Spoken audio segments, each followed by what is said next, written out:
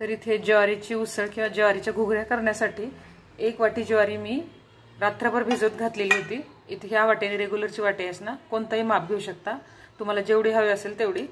1 वाटी ज्वारी छान मी 12 तास भिजू घातलेली आहे। आता हिला आपल्याला कुकरमध्ये टाकून हिला छान शिजवून घ्यायचं आहे। आता हे ज्वारी कुकरमध्ये टाकून घेऊया आणि त्याच्यामध्ये आपल्याला ज्वारी शिजेल इतकं पाणी टाकून घ्यायचं आहे।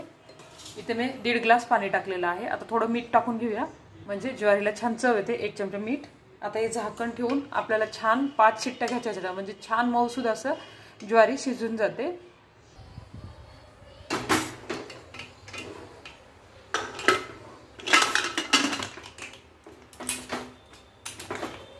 आता याच्या 5 शिट्ट्या घेऊन मी छान असं शिजून घेते। मी 5 शिट्ट्या घेऊन मी हे ज्वारी शिजून घेतलेली आहे। चेक करून घेऊया।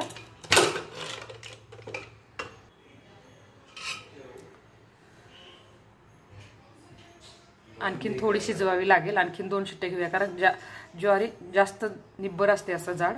आणखीन 2 शिट्ट्या घेऊया, म्हणजे 7 शिट्ट्या तरी करावं लागतील। थोडंसं नरम झाले ना, छान असं पोट दुखत नाही खाल्ल्याने, आणि ही चवीला खूप छान राहते आणि पौष्टिक पण आहे। आणखीन 2 शिट्ट्या घेते मी, तर आणखीन 2-3 शिट्ट्या घेतलेल्या आहेत मी।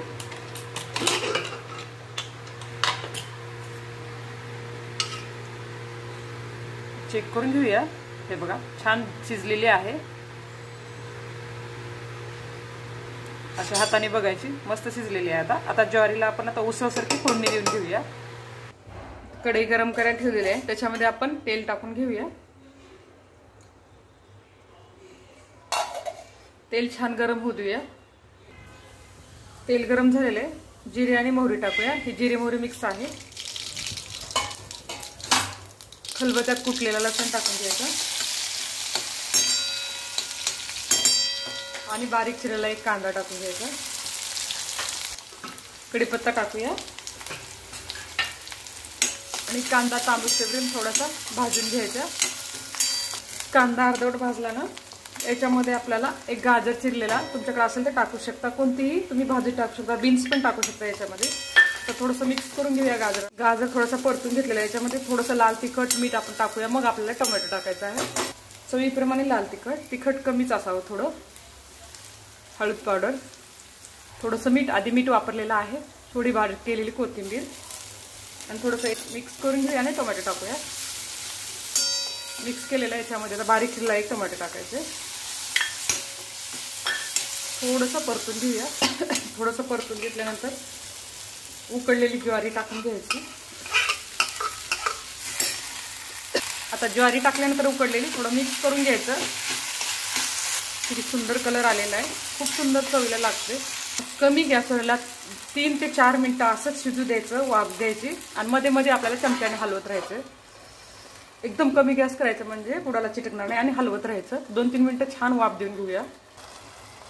2-3 मिनिटं छान मी कमी गॅसवर वाफ दिलेली आहे, आणि एकदम चमच्याने हलवत राहिले, त्याच्यामुळे चिटकली नाही उसळ।